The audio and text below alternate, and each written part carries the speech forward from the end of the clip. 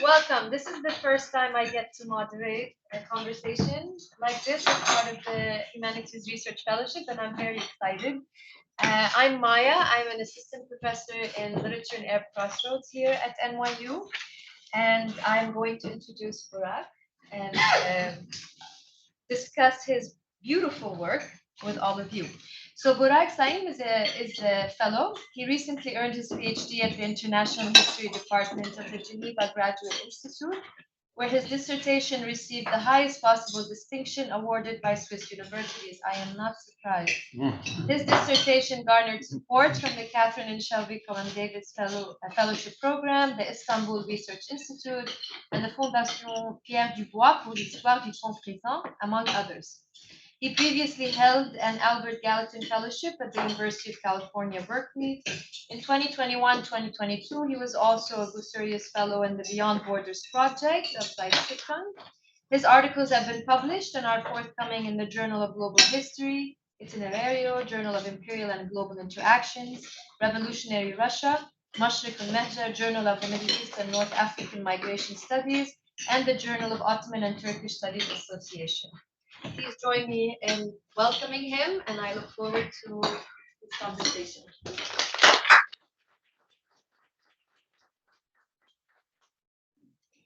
Thanks a lot for being here today, and many thanks to Maya for agreeing to moderate my talk on such a short notice, and also for her very kind introduction. So without further ado, let me start with a very brief overview of my book project in general before dealing with more detail with some of the chapters and arguments.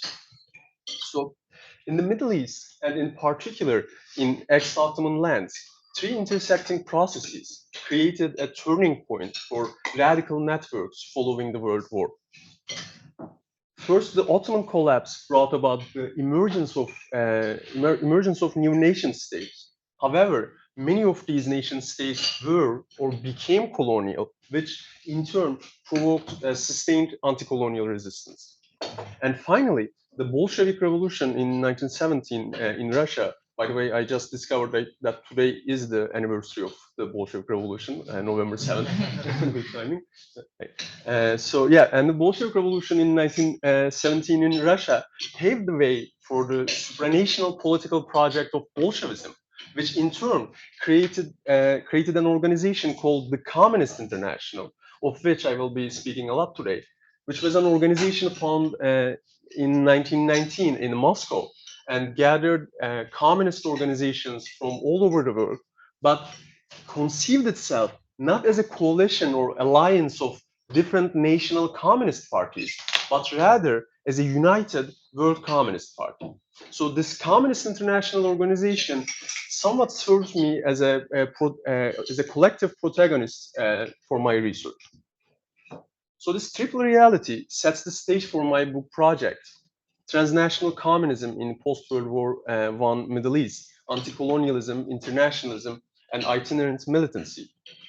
And this is a project built upon extended periods of research in more than a dozen archives in 5 countries so far, where I gathered archival sources in Russian, Ottoman, Turkish, French, Spanish, Italian, and English. And I have been working on my Arabic for some time now. So I'm hoping that before actually publishing it as a book, I will be able to integrate some memoirs and autobiographies in Arabic to this research. And at its most basic, my research aims to give revolutionary and anti-colonial actors. Yeah. So it gives the history of Middle Eastern revolutionary and anti-colonial actors their rightful place within global radical politics after the Great War. It also challenged the nationalist narratives of the region's anti-colonialism by showing that European, Soviet, and Middle Eastern arenas of these militants, these activists, politics and lives were intimately interwoven.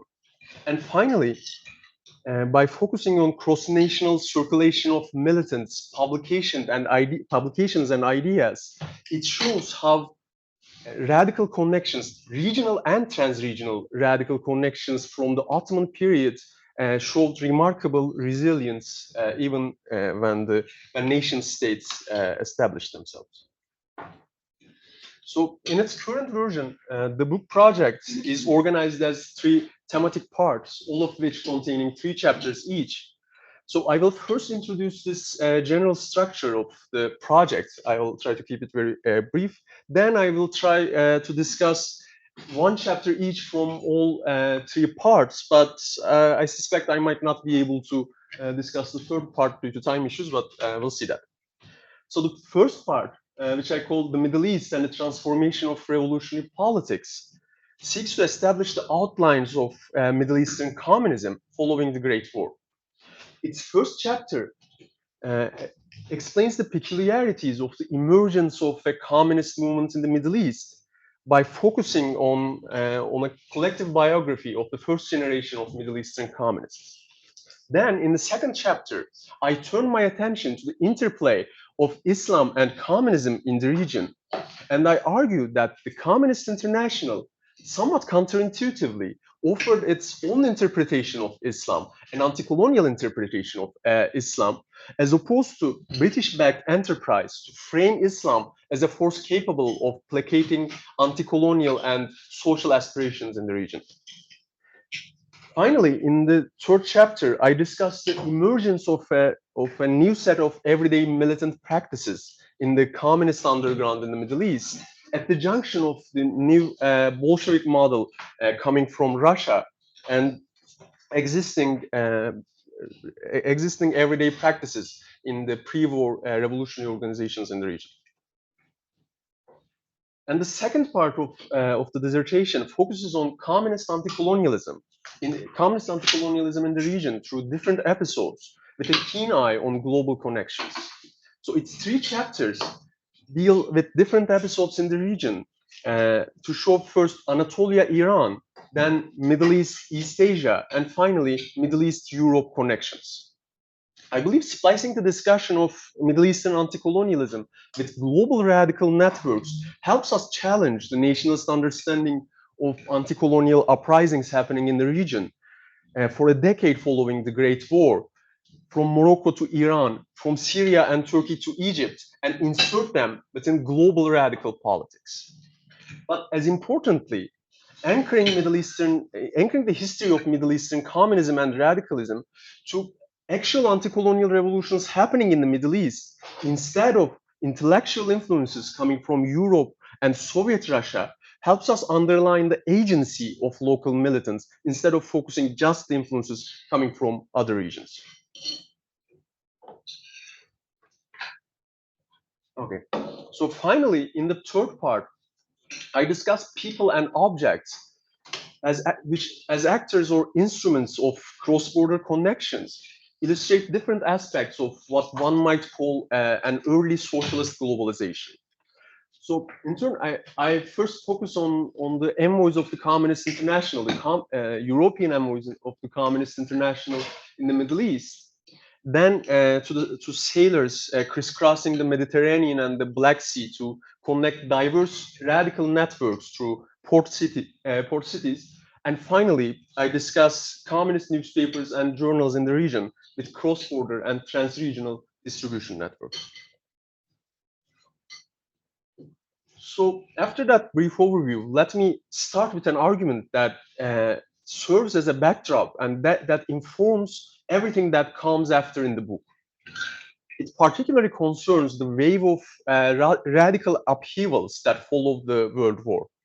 So parts of this story are quite well known. As I mentioned, the Bolshevik Revolution, you have the Bolshevik Revolution in Russia in 1917, then a wave of rebellions or revolutions happening in Europe. In Italy, you have between 1919 and 1920 what is known as Biennio Rosso, or 2 red years when socialist workers occupied northern factories in northern Italy. Then you have attempts to establish a Soviet government in Germany, in Hungary, and also a failed communist uprising in Bulgaria in 1923.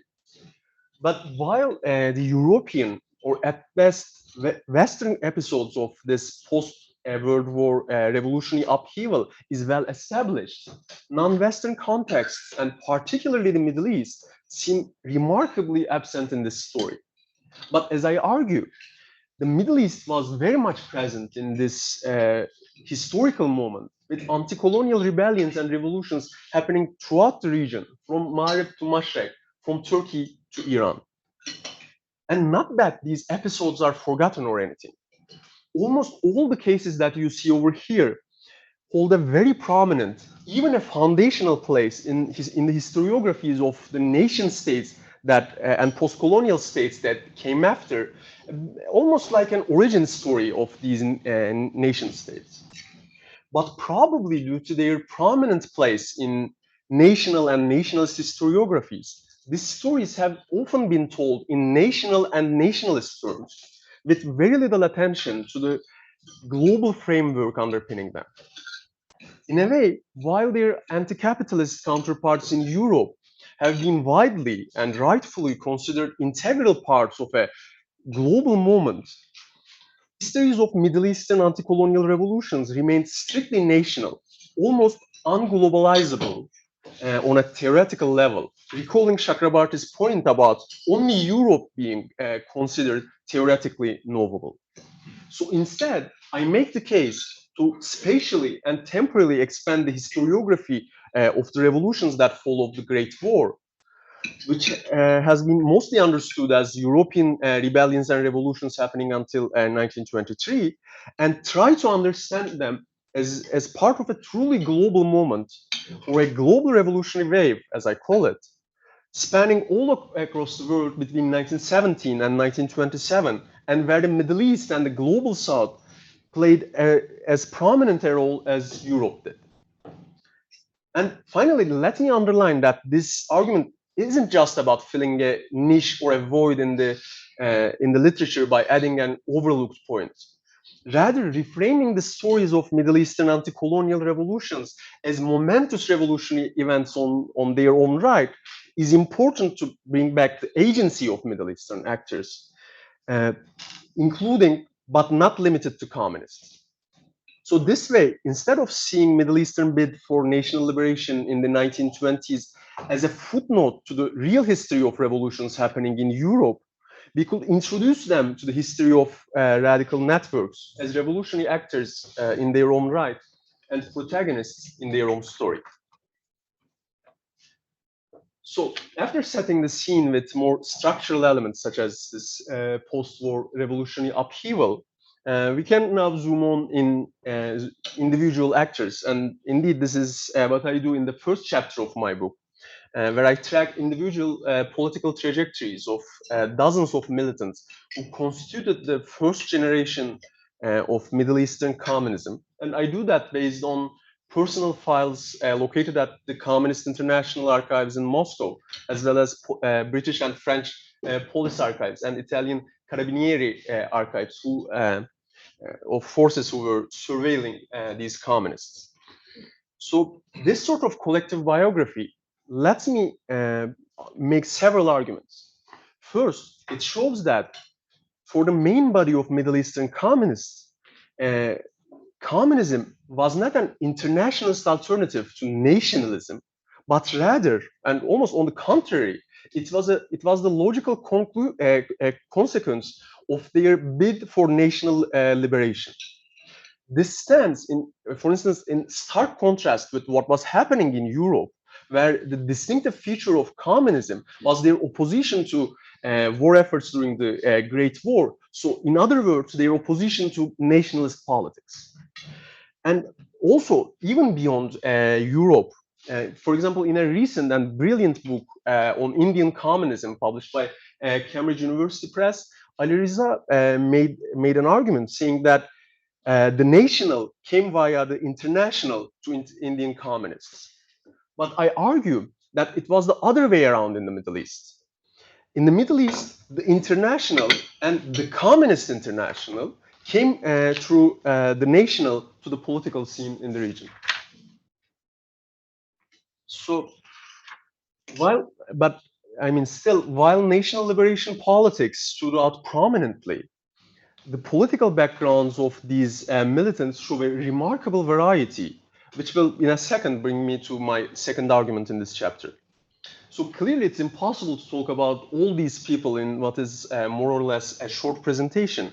But I want to give you the gist of it by introducing some of them and discussing their political trajectories. So, for instance, you see Ihsanullah Khan here, who was an Iranian Bahai militant who started his political activity during the constitutional revolution in Iran between 1906 and 1911 as part of a mostly Bahai Anjuman, which was sort of like a revolutionary collective organization, almost like Soviets or councils, during the Iranian Revolution in the town of Sari, which is a northern town with a sizable Bahai population. But then, before the World War, he took part in a religiously inspired anti-colonial movement known as Jengalis, who were fighting the Russian occupation in northern parts of Iran. But in 1920, when Jengalis and communists formed an alliance to establish what was known as the Soviet Socialist Republic in Iran, in the province of Gilan in northern Iran, and particularly in the city of Resht, in order to wage war against the British-backed government of Tehran, Ihsanullah Khan sided with communists and switched his allegiance to communists, not because he renounced his former anti-colonial beliefs, but because at that point, and I will argue not only in Iran, but throughout the Middle East, communists seemed better positioned to conduct that anti-colonial fight on an international scale. And also in this photo that I found in a Soviet journal published in 1930, you see Ihsanullah Khan listed as the chairman of Iranian Soviet Republic. So, or in a completely different example, you see Charlotte Rosenthal, who was born in Alexandria and came from a family whose two previous generations were born in Palestine. She was initiated into militant life in 1918 as a 19-year-old woman by working at a workers' club named after Berborokov, which was a prominent labor Zionist. Then she turned communist, just like many left-leaning militants with Zionist origins, renouncing her former beliefs after a left-wing split within the Zionist movement itself internationally. And after that, she became a first-generation communist militant in Egypt, just like her father, Joseph Rosenthal. And then you have Artin Maduyan, who was born in Adana. And after escaping genocide by migrating to Syria, he took part in the organization of the local chapter of an Armenian national revolutionary organization known as Hunchak. But then he organized a left-wing split within Hunchak, where he took the youth organization of Hunchak and then joined forces with other local revolutionary groups to establish the Communist Party of Syria in 1924 and 1925. Husni al-Arabi, on the other hand, was one of the first members of the Communist Party of Egypt. For instance, in 1922, he was in Moscow to participate in the Fourth World Congress of the Communist International, where he declared before other delegates that the red flag would wave over the pyramids. But in 1914, when his political activities as a 19-year-old young man first found their way into the radar of British intelligence, it was for the articles he wrote for local nationalist press. And according to the British assessment, he was, and I quote, known to be a national extremist. Or still, you have Şefik Hüsnü, who was a Turkish militant who was born in Thessaloniki, which was part of the Ottoman Empire back then.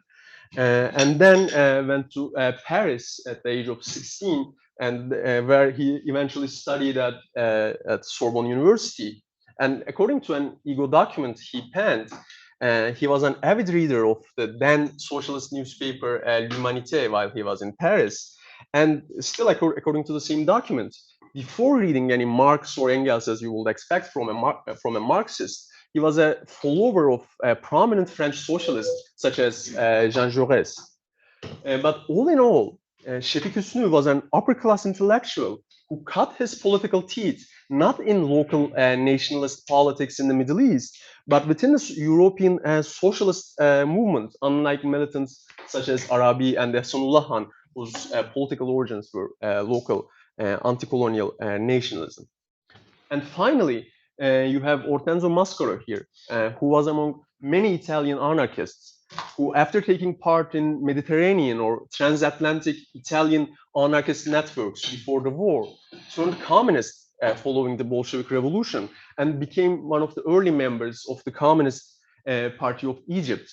And you also see an Italian language poster signed as, I mean, I'm not sure if it's visible, but Partito Comunista Egiziano in Italian from the early 1920s, which shows the importance of these Italian networks for the foundation of communism in Egypt and particularly in Alexandria. So the diversity that you see in the political origins of these cases brings me to my second argument in this chapter. Taken together, their stories show that the years following the First World War were marked by a transformation of revolutionary politics in the region, where strands of different revolutionary traditions, as I showed, spanning from anarchism to Arab nationalism, gathered around the Communist International due to the international prestige surrounding the Russian Bolshevism as the victors of the biggest revolutionary experiment up to that point. And indeed, it was this polycentric transformation that stood at the origin of Middle Eastern communism.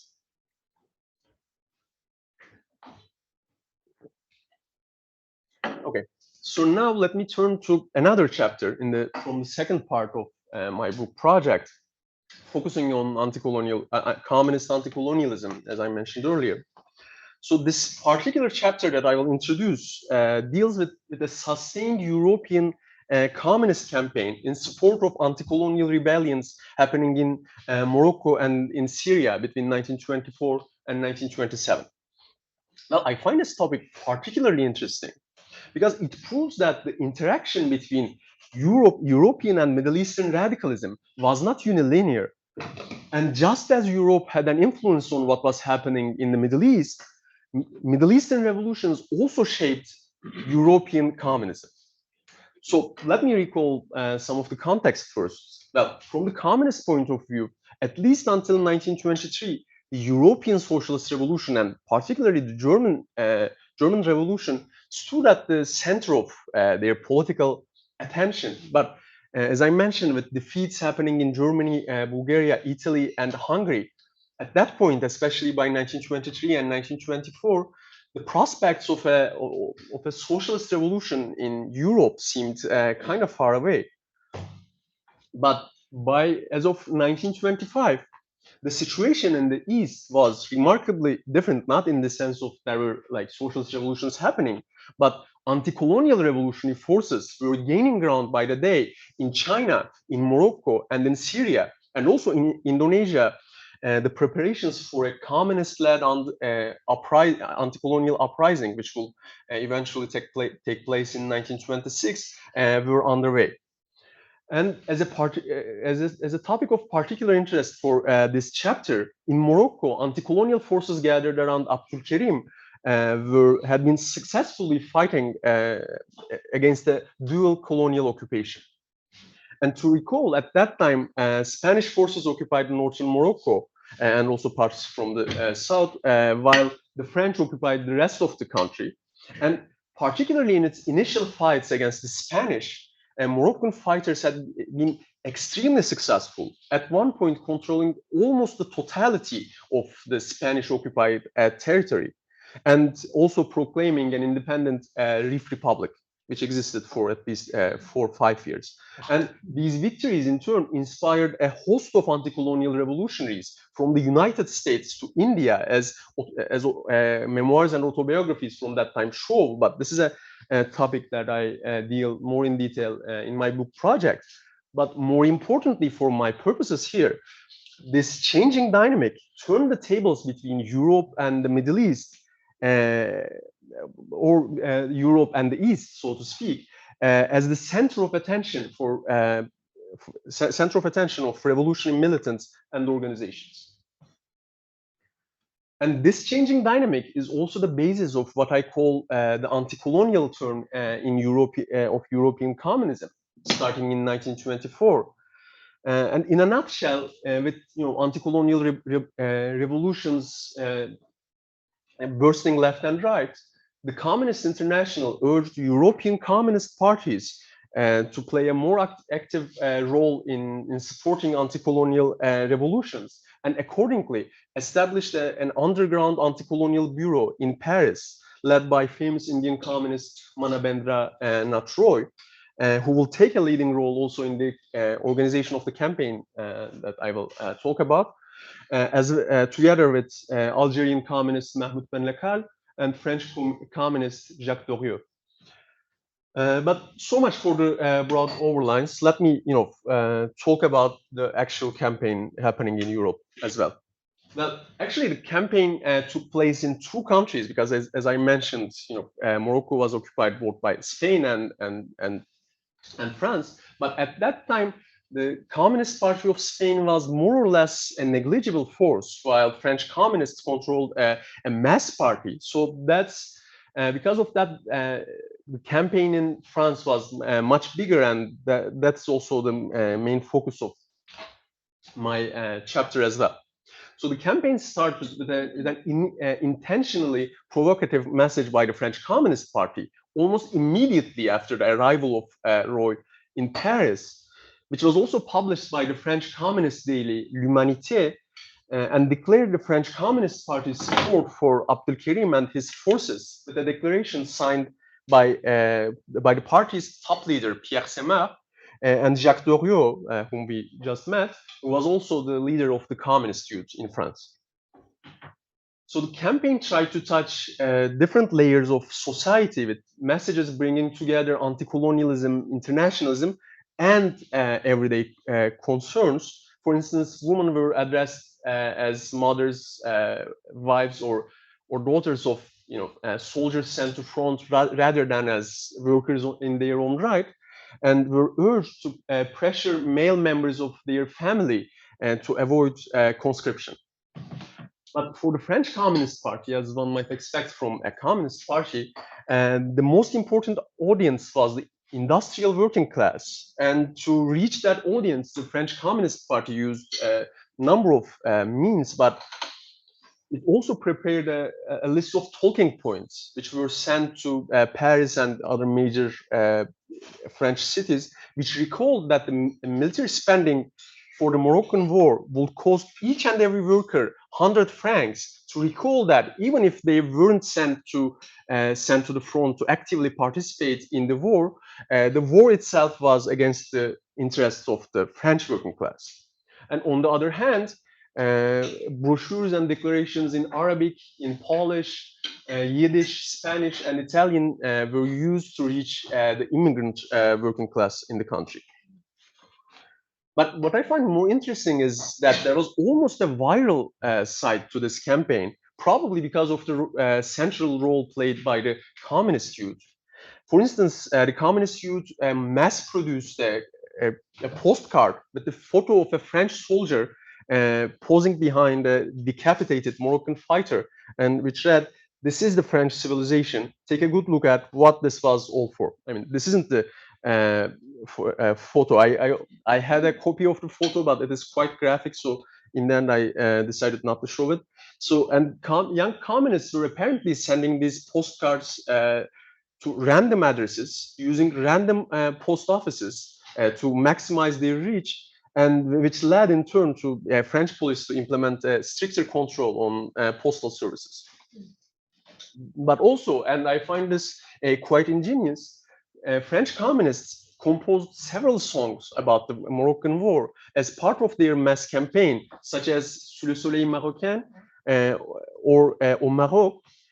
And these songs were performed at communist rallies, but also in the streets of Paris and other French cities by unionized street singers, which led French authorities to ban these songs completely.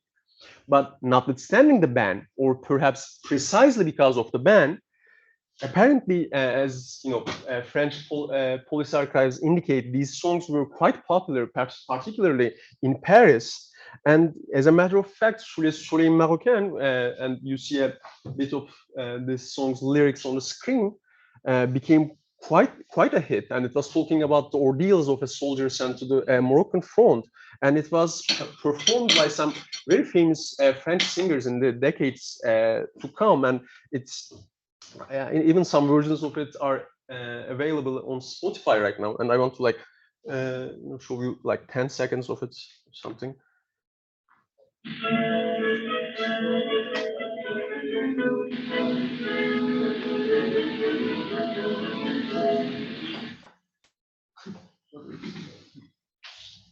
It is more complicated than it Okay, whatever. It's not working, so I'll skip that part.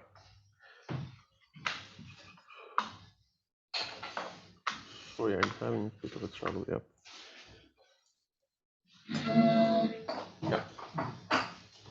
So, and the peak of this campaign was a general strike led by the French Communist Party on October 12, 1925, and discussions held at the at the meetings of the Central Committee of the French Communist Party also showed that the timing of the strike was also adjusted to be so that it will be in sync with military operations happening in Morocco. And for at least a week, this was the main subject of discussion in French newspapers, with headlines dedicated to the preparations of this strike. And actually, the right-wing press in the country called this strike for Morocco and Syria the first political strike happening in the Third Republic in France. And in addition to dozens of people arrested, including Jacques Doriot, whom we met earlier, a communist worker, André Sabatier, died in the street fights that followed the strike in Paris. And as I actually discovered last year while I was walking in Bobigny, which is a Parisian suburb and which was quite the communist stronghold, and where actually the archives of the French Communist Party are held right now as well. So in this particular suburb, there's also even right now a high school named after André Sabatier, which also shows the traces of this campaign in French public memory. Also, as this campaign was underway, several mutinies took place in both Spanish and French army, and in particularly the French case, communist sailors were leading these mutinies. But in order to save some time, I won't be talking about that. But one subject that I definitely want to talk about is the Middle Eastern afterlives of this European communist campaign happening in support of Middle Eastern anti-colonialism. So this campaign propelled the French Communist Party into a very prominent position from the point of view of Middle Eastern anti-colonial networks, as French communists quickly embraced the role of public enemy number one in France during the war, sometimes with intentionally provocative acts, such as on the occasion when Jacques Doriot solemnly declared nous les alliés d'Abdelkerim que nous sommes, or we, the allies of Abdelkerim, while Abdelkerim was actively fighting in an armed uprising against the French army. So this campaign and these actions won the praise of Middle Eastern anti-colonialists, as illustrated by messages of congratulations received by the French Communist Party, for instance, from the Egyptian nationalist organization Al Hizb al-Watani, or as illustrated by the left-wing split within the Tunisian nationalist organization Dustur, where the faction that broke away from Dustur publicly compared the campaign of French communists with the inactivity of Dustur in Tunisia. And some of these ex-Dustur militants will also end up being top leaders of the Communist Party of Tunisia, including Ali Girard, who will lead the party for the years to come. But as importantly, the case that I discussed here is a prime example of these changing dynamics between Middle Eastern and European revolutions.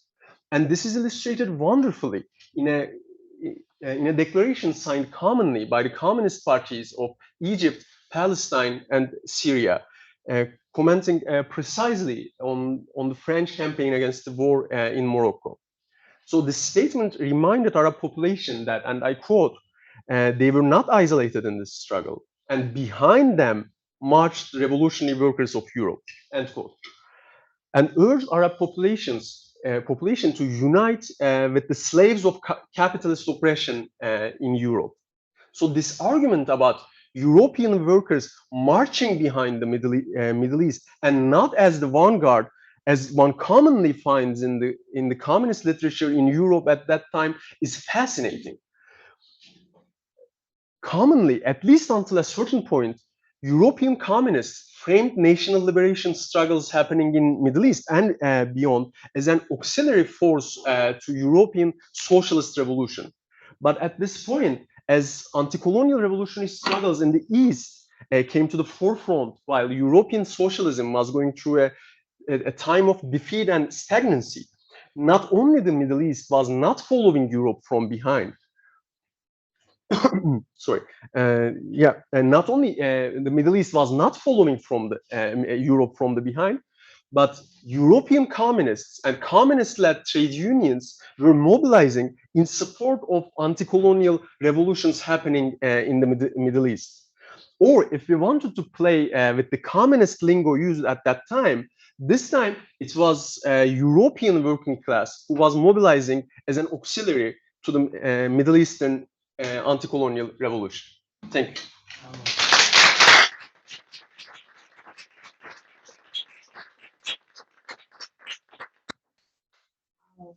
This is great. I have about 800 questions. How much time? I think I use 45 minutes. I'll ask you a couple and then I'll open it up for the others to ask. You said so many provocative things, but I want to go back to the beginning where you put on the first slide conversions, not cohesion. Yeah. And I'm interested in that because, you know, the other discourses happening in the Middle East at the time were, of course, socialism. And the first translation of socialism was ishtirakiyya. And then ishtirakiyya became communism. So it's actually mediated in translation through socialism from the late 19th century. From people who were intellectuals who were quite professedly socialist and not communist. So I'm even early to like people like Farah Antoun, Shibni Shmail, they were really not communists and they wanted to kind of contain the revolution in a more Darwinian, like evolutionary. So that's, I'm just curious if you came across these dissidents. So I understand that conversions, not cohesion, is on a global scale, but even within the same scene itself, like was there in your findings some of these conversations that are a bit more locally nuanced about the differences between these visions, at least on the ground, in creating a nationalist discourse? Should I just answer that directly, or should we gather? Well, whatever you want, because my next question may be a bit related, had to do with the workers in the Arab world. So, you know, all of these journals in the early 20th century in Egypt and in Lebanon talked a lot about the rights of workers in the Middle East. And in fact, most of the communist movements started at factories. And following a little bit your timeline, but also around the 20s, like the Régie factory in Lebanon, you know, the cigarette, mostly women as well. Yes. So I'm just curious about, you know, how much of their conversations were also more, again, about their own local workers versus participating in that global. And do you want to answer me, or do you want to? We can take other questions. Yeah. And then I Okay. Other questions? And if you could please say your name in case I don't know you. Yes. I'm Julia. First, wonderful talk. You know, it's so interesting for me as a South Asianist to hear this material because it's also there's been a number of scholars of South Asia who've also really kind of, you know, focused in on this period, which was, you know, a decade ago, really framed in terms of a kind of nationalist history of non-cooperation and Gandhiism, and really kind of reevaluating it in the lens of internationalism. But I was really struck in your presentation that you're sort of drawing a lot of attention to communism and anti-colonialism. And in the South Asian context, the other like big ism that would definitely be part of this is pan-Islamism, and particularly like the Caliphate. Like a lot of the figures who would have been involved in kind of communist and anti-colonial agitation would have also been very much working as part of the Khilafat movement to kind of prevent the breakup of the Ottoman Empire and to preserve some kind of the sort of office of the Caliph as a kind of leader of global Islam. And so I wonder, like, is that not really as much a part of your story? And if so, how does that make us think about kind of the global and the local? I mean, in some ways, picking up on Maya's questions, there's long been a debate in the Indian historiography about how global the Khilafat movement actually was, that like Indians were more like obsessed with the Khilafat than anyone else. So it's seemingly kind of this big global appeal, but in fact kind of has these very kind of local dynamics. And so it might be kind of another way to kind of think about, on the one hand, you're telling a really kind of global story, but it's this global story that also seems to have these kind of really like particular kind of local iterations. So yeah, I'm curious a little bit more about like the Khilafat movement. Taking more questions? Yeah, sure. No. Okay, I would make. Thank you and congratulations. This is really fantastic. And I'm looking forward to reading some of the stuff. But this reminds me also of scenarios that unfold in Africa. So I wonder to what extent your project could be like compared to South Asia or Africa, in which the communist networks played similar role, and you can retrieve the kind of characters you just portrayed here. I have another question about radicalism. I mean, that's an important word for us today. So I'm curious how you are defining radicalism, and are you using terminology from the period, or is it some kind of external category you are using to capture the current you are trying to understand? And of course, my name is Zakaria. Sorry. Yeah. Okay. Sure. Why not? Yeah. Now, I was in the Indian context. We know that some of the people who were interested in socialism and anti-colonialism also flirted, and more than flirted, with fascism. Visits to Mussolini, visits to Hitler, and so forth. And I know a little bit about. I understand the Baath Party also had some connections with European fascism. So then you're focusing on communism would need to be inflected with a couple of other ideas of state power, and state power understood variously. Yeah. So just wondering how you put that into this story that you're telling us, which I've really enjoyed. Thank you so much. So let me start with the last one. So yeah, about that, inclusion, that ties with fascism. That is actually something I deal with the conclusion part of my research, because I mean I chose the time period that was on. Yeah, do you see? No, so it's my time period is between 1919 and 1928, and this was an intentional choice because my argument is that until that period, because 1928, I mean, there were a couple of things happening, but especially there was the Sixth Communist International Congress, which was more or less the start of real Stalinism in the Communist International. And my argument is that up until that point, communists, especially in the Middle East, but I will imagine that throughout the colonial world, they were quite flexible in their interactions with other anti-colonial forces, which also kind of is tied to your question, Maya.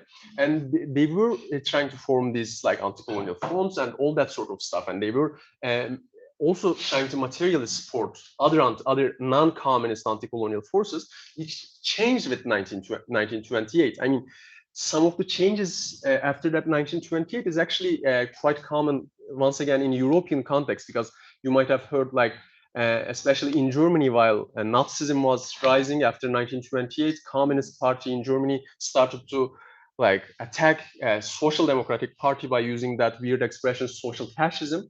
So, but it had some impacts in the Middle East, where communists increasingly turned against other non-communist anti-colonialists.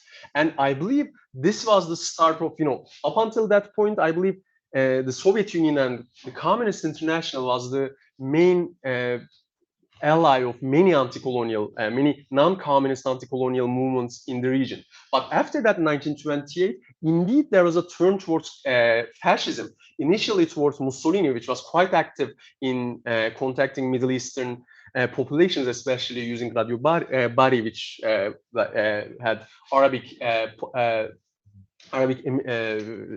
stuff published. But and this change is also seen in some of my actors as well, not only non-communist anti-colonialists, but some of the communists which came to communism for anti-colonialism. For example, among the people that I showed, Hüsnü El Arabi, the Egyptian guy, he turned a Nazi sympathizer after 1930s. Or Jacques Doriot, the French guy who was quite active in supporting the Moroccan independence and who was declaring we are the allies of Abdul Kerim. He then split with the Communist Party and formed this Parti Populaire Français, I believe, which was the Nazi party in France. And in the end, during the Second World War, he died in a Nazi uniform. So there was this dynamic, but I think it was the transformation that came with the 1928. Many of the anti-colonial actors which were going to Moscow to forge this alliance with communists throughout the region, in Syria, in Egypt, then they turned towards fascism. I mean, like I said, this is an argument I make, but this is kind of the ending of the story I tell, if it answers your question. So just to follow up, so this would be about the distinction between reform and revolution and the curious tendencies within communist parties to reject non-revolutionary reform. Is that how would you explain it? Yeah, I would say non-communist anti-colonialism. That would be the expression I will use. And like there are many sides of this shocking transformation. I mean, in 1920, you have this famous event called the Baku Congress, where the Communist International invited anti-colonialists, especially from the Islamic world, but also throughout the world. And it was actually followed up in 1927 by a congress in Belgium, in Brussels, which gathered many prominent anti-colonialists, including Nehru and throughout the world. But with this changement in 1928, I think it is quite striking that in 1927, this Brussels Congress actually created this organization, which was supposed to be a bit of an united front, League Against Imperialism. But then when they had the second Congress of this broad organization in Frankfurt in 1919, they were actively targeting non-communist anti-colonialists in that Congress, which I believe shows that dramatic change, which turned communists from an active alliance with non-communist anti-colonialism to hostility towards these movements. So, yeah, about the concept of radicalism. Radicalism will not be a concept that you will find a lot in the 1920s and especially in the communist writing. But I use radicalism in order to have a bit of a shorthand to include non-communist anti-colonialists as well as non-communist left-wing groups in the region, because there was this variety of anti-colonial and revolutionary organizations, or at least tendencies in the Middle East and North Africa, and explaining that in every sentence by saying that non-communist anti-colonialists and non-communist left-wing movements is kind of burdensome. So I'm just using radicalism as a bit of a shorthand for that. And about Africa, about what's happening in South Asia as well as in the Caribbean world as well. Yeah, I think there are similarities, and I think that there are comparisons to make. And because of that, in my book, I try to engage with that recently emerging literature quite a bit. But I think more than comparison, there are also quite a bit of entanglements. For example, in my cases, if we think through Africa, for example, especially in Egypt, we see that quite often. I mean, as is quite well known, Nasser had this three spheres of his activity, right? African, Muslim, and Arabic. But well before that, in 1920s, the Communist Party of Egypt was actually urging the Communist International to see the Communist Party of Egypt as a transmission belt towards the Black revolutionary organizations in Africa and beyond. And actually, that was part of the third chapter that I was planning to show. And if I may, I can actually show a visual because it was in my presentation. And throughout these connections, for instance, publications of the Communist Party of Egypt were translated to English and then published by African Blood Brotherhood in Chicago, because this Communist Party of Egypt was actively trying to, establish this African solidarities, because they conceived themselves as an African force as well. And at one point, they also had this had this attempt to organize a conference similar to Baku conference, which would address which will invite African revolutionary and anti-colonial organizations, but I don't know if that ever took place. But like I said, I mean, there are a lot of comparisons, but more than that, there's quite a bit of entanglement between these African, East Asian, and Caribbean revolutionary organizations and groups. So the other one was, about the caliphate and India. Yeah, I think I didn't talk about that subject because actually that's the topic of another chapter that focuses explicitly on this pan-Islamist networks, which was quite the thing. And like I would say that especially in 1920s, communists, at least in the Middle East, they were quite fluent in Islam. Like, I mean, they were using the Islamic language, and it wasn't just like a ruse or like it wasn't just a trick. I mean, at that point, there was this conception of Islam as an oppressed religion, because I mean, almost the totality of Islamic world at that point was colonialized by European powers. So they were trying to engage with that, and actually, like Caliphate movement in India was a big part of it. Like, for example, one of its like prominent members, Shafkat Osmani. I mean, he started from India to he started his travel from India to reach Anatolia and support caliphate. But in the meantime, he turned communist. And actually in 60s and 70s, he ended up in Palestine supporting like revolutionary Palestinian organizations. So there were quite a bit of these entanglements, especially when you look from Iran, you see much more connections with India and especially like Indian Muslim populations and Iranian communists. And finally, other like revolutionary movements and all that. Well, I think at least initially, like at least in 1919 and in early 1920s, there was this interest towards the Communist International, even from organizations of like this socialists or anti-colonialists who weren't really communists. I mean, we were discussing this with you. For example, Salam Moussa was a prominent example, I believe. In Egypt, he came to the Communist Party of Egypt, and he was not the only one.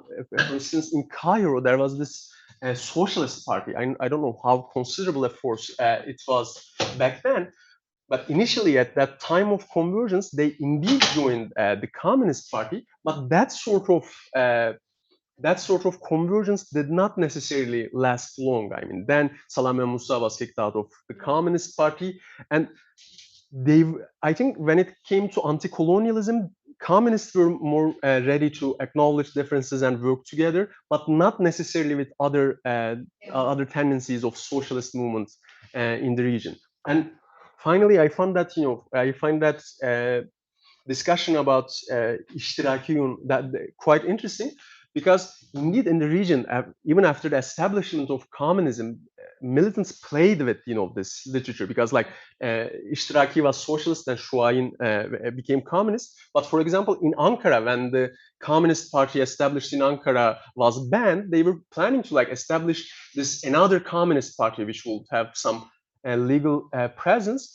And the discussions they held during that time show that they chose the name İştirakiyun for their parties, because even in Turkish, the party is called Türkiye Halk İştirakiyun Partisi, which is kind of weird because, like you said, I mean, İştirakiyun is not communist. İştirakiyun is socialist, and they knew that, but their argument was quite clear. They thought that İştirakiyun sounded more Islamic, so we should go with İştirakiyun. And so there was this interplay going on, at least throughout the 1920s. Thank you.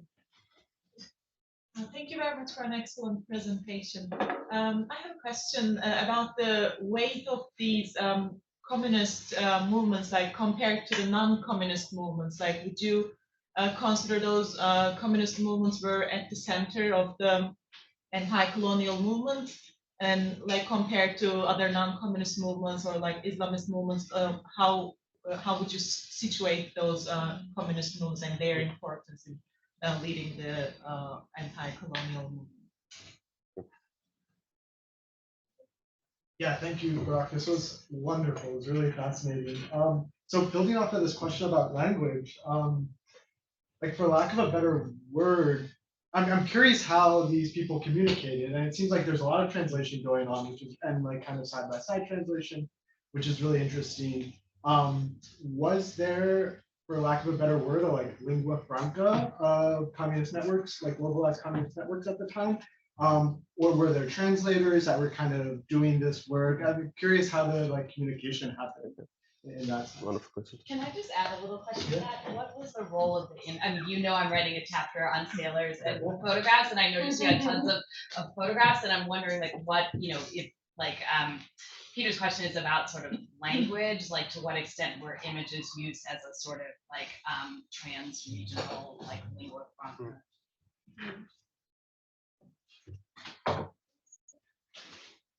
Thank you for that presentation. I was just wondering whether in the period that you are looking at, whether there was an attempt to theorize the role or place of violence in the communist movement. I mean, because one of the things, the reason I'm asking that question is because at least where I come from in India, the very successful characterization of communism today as a terror network.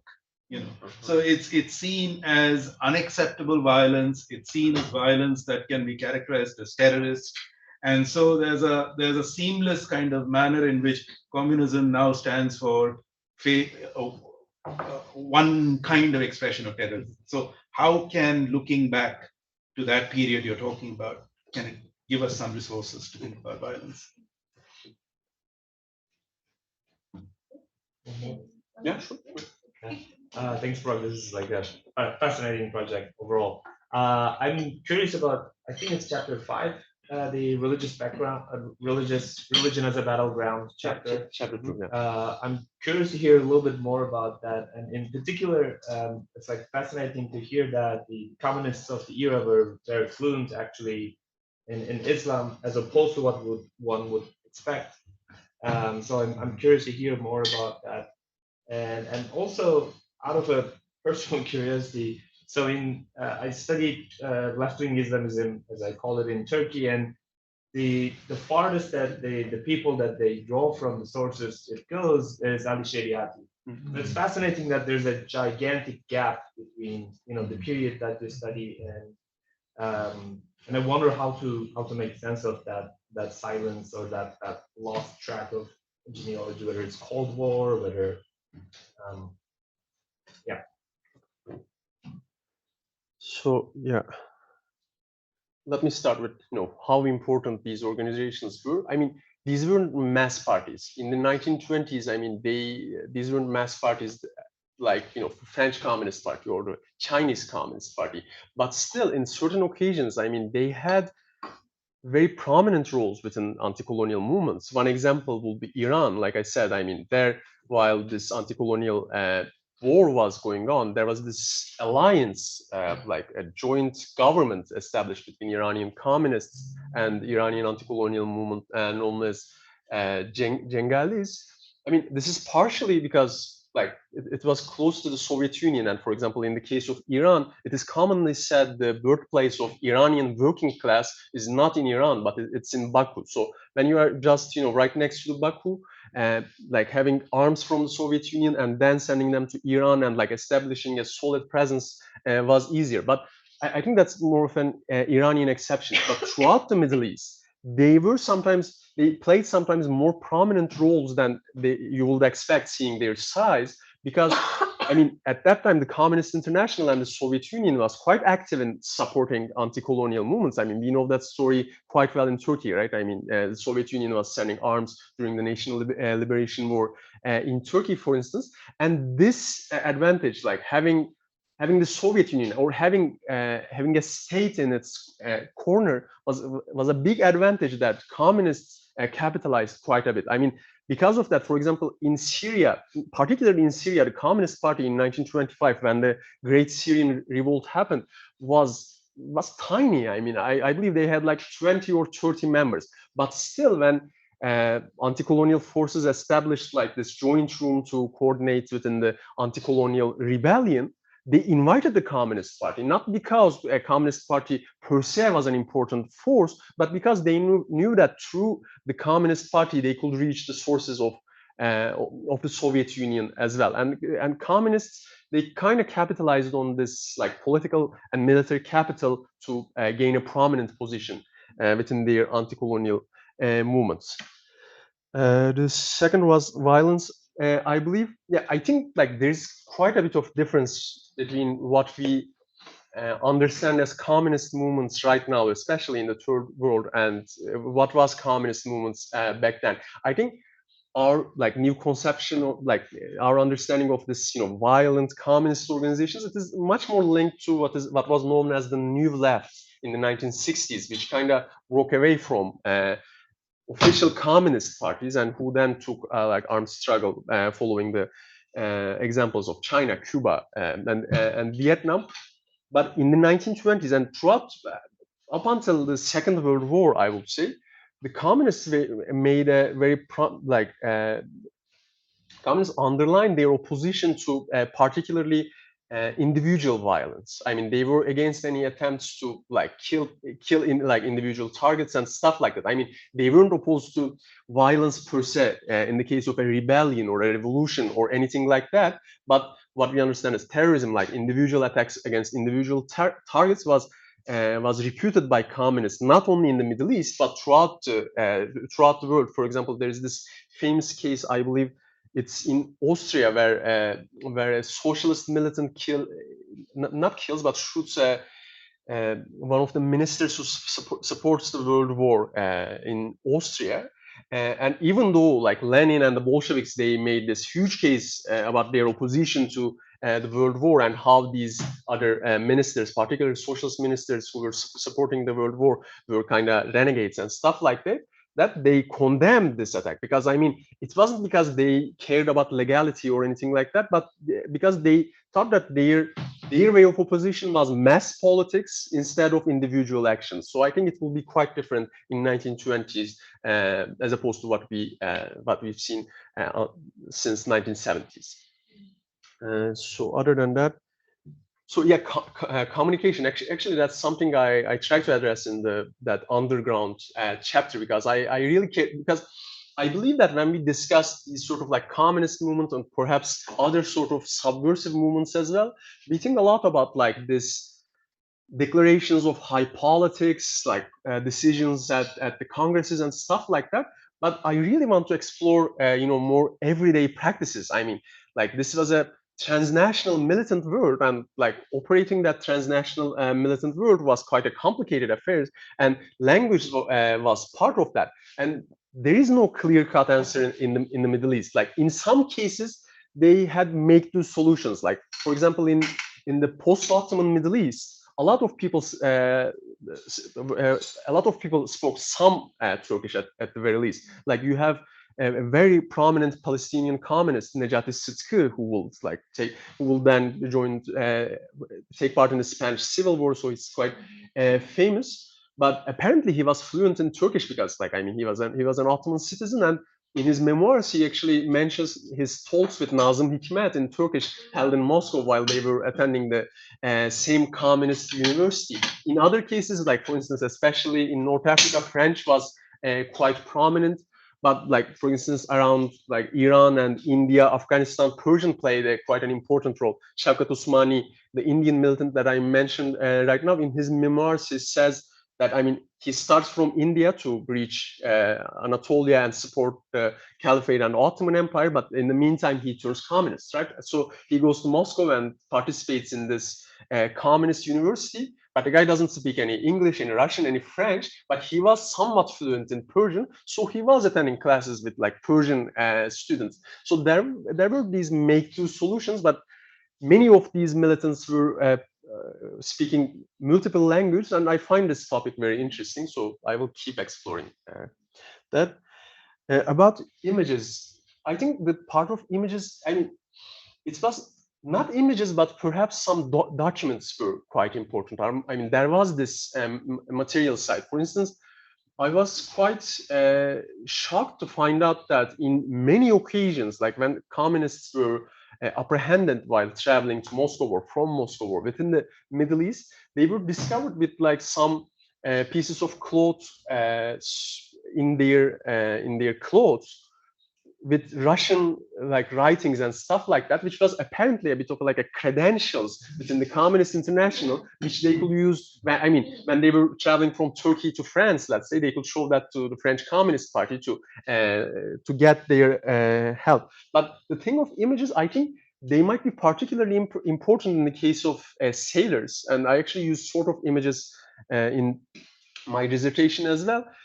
Especially after 1926, the Communist International started to establish these organizations that were known in Russian as interklubs, which were international sailors clubs, especially in Pacific and Atlantic, but somewhat in the Mediterranean as well. And in this interklubs, for instance, they were using lingua francas of that maritime space to being able to like connect with the sailors of like that maritime space. For example, one of the very prominent interclubs, and which I discuss in my dissertation, it was in Marseille, and the writings were, I mean, partially in French, but mostly in Greek, Italian, and Arabic, because these were the language that were understood by the sailors of these networks. So it had this sort of importance. Yeah, so about the Islam part, I mean, I think to fully develop an answer to that, I should take like another half an hour, so I will try to avoid that. But it is true that there is this gap, and I have a more or less a tentative explanation for that gap, because like I said, I think in the 1920s, especially after the rise of that Stalinism, communists, especially in the Middle East, but not just in the Middle East, also in the Muslim territories of the Soviet Union, they were freely engaging with Islam as a political point of view as well. But after that rise of Stalinism, I think that these tendencies were purged. I mean, there are quite well-known cases. Like, for example, in Soviet Russia, there was this organization which existed for a year between 1919 and 1920, I believe, which was called the Muslim Communist Party, which was a bit of like a branch of the Russian Communist Party, but it was independent. It had all the rights to conduct its own activity.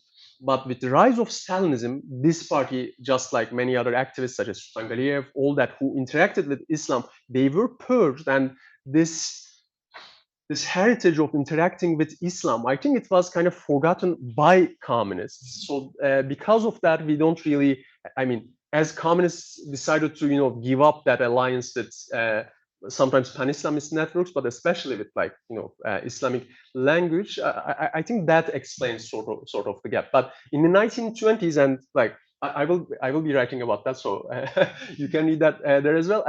There was quite a bit of interaction, and let me tell just a short story. For instance, like while I was exploring the library of French Communist Party, like their old books and stuff like that, they had this religion section, and in the catalog they had this book called Le Communisme et l'Islam, which would mean communism and Islam. So I thought, I could take a look, because they had a lot of books on Catholicism and stuff like that, which explained that, being religious and being communist, that's not a good deal. I mean, if you're a communist, you should remain a communist. So I was expecting something like that as well.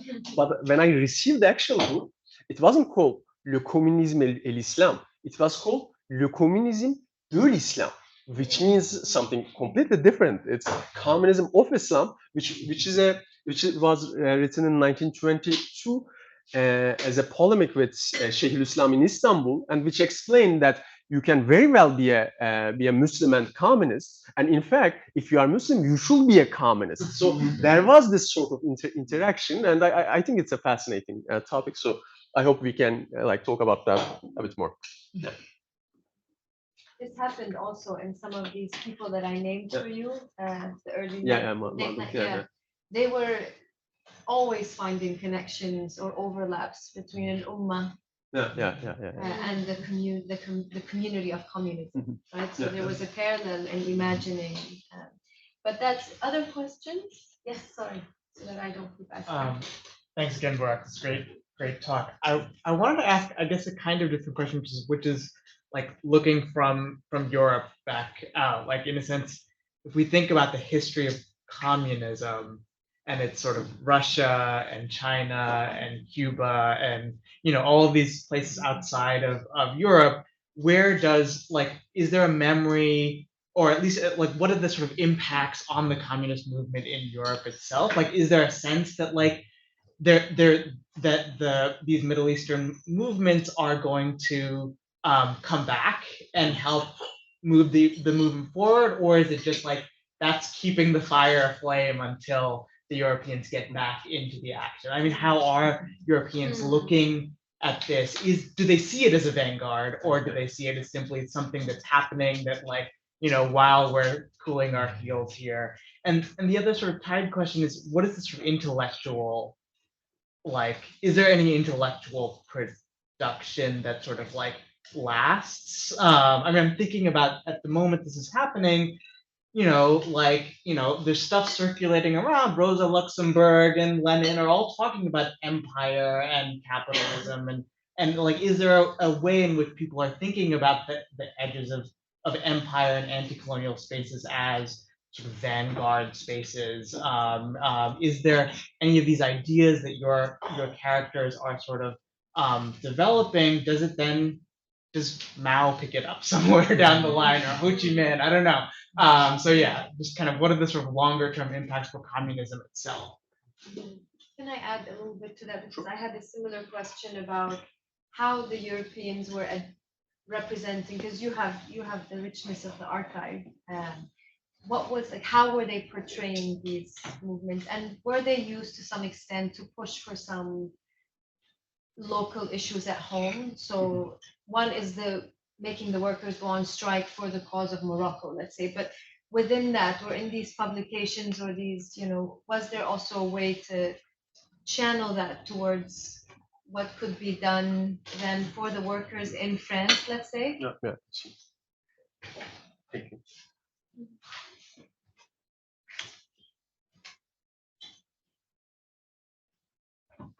Marwa. Can I ask one question? Yes, sure. Hi, my name is Marwa. Thank you, Burak, for an awesome presentation. I really enjoyed it. I just have a very quick question. I just wonder if the Gulf features in any way. It doesn't mean it has to ever. Being from Bahrain, it doesn't come from a place like Algeria.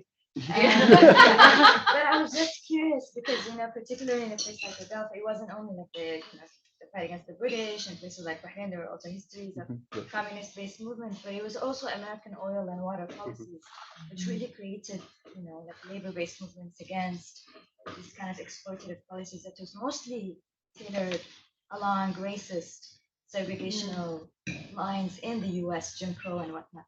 So I was just curious, and if so, what archives? Because that's something I struggle with. Yeah.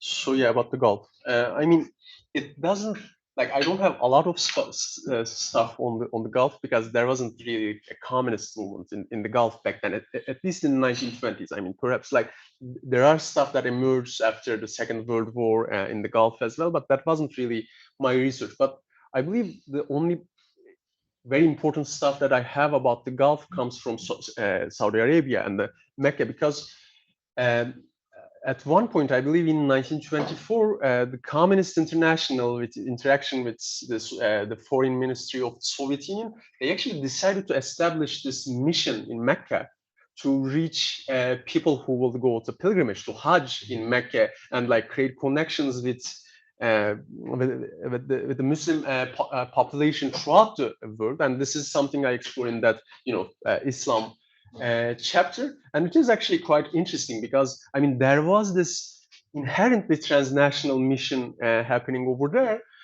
They sent, I believe, someone from Uzbekistan, which was called Hakim Hakimov, who was apparently fluent in Persian and Arabic and Turkish. So there he was trying to get in touch with people coming to the pilgrimage in order to establish some base throughout the world, and especially European powers were quite worried about that. I mean, for example, there was this document in the French archives where French consulate in Mecca, I believe he complains about Hakim Hakimov. He says that the guy is even trying to recruit my translator. I mean, we should also like put an end to that. And especially given that there was a lot of people coming to pilgrimage from Indonesia, especially Dutch forces were quite worried because they thought that could create some sort of like that could bolster the communist movement in Indonesia, because like the Communist Party in Indonesia was huge already.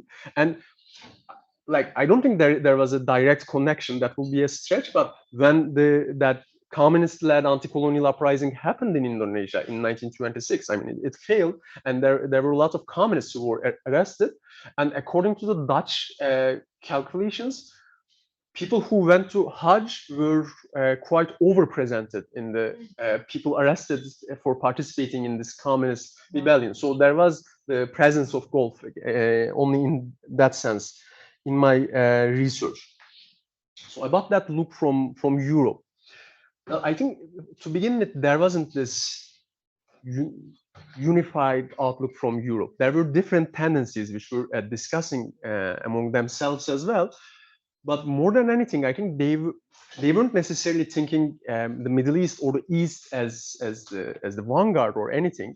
But especially for the French and for the British, the conception was more or less the following. They thought that even if they were able to organize a communist uprising in France or in Britain, if the empire had the control of all these armies coming from the colonies, the revolution was doomed to fail. So in order to like, create a balance in that, they had to ally themselves with colonies. But especially in early 1920s, I think like this was a common theoretical explanation, but they weren't really acting upon that. Like when you read the minutes of the Communist International Congresses until 1924, all the delegates from North Africa, from Vietnam, from China, I mean, they're complaining about European communists, and they're saying that they weren't really caring about like actually helping them. But it kind of changed with 1924, as I explained, with that anti-colonial turn due to the rise of anti-colonial rebellions throughout what they called the East. And the other was intellectually. Well, I think there were different currents. They were discussing that, but not necessarily. I don't think we have something that stands out or which kind of left this big legacy of anti-imperialist communist thinking from the Middle East.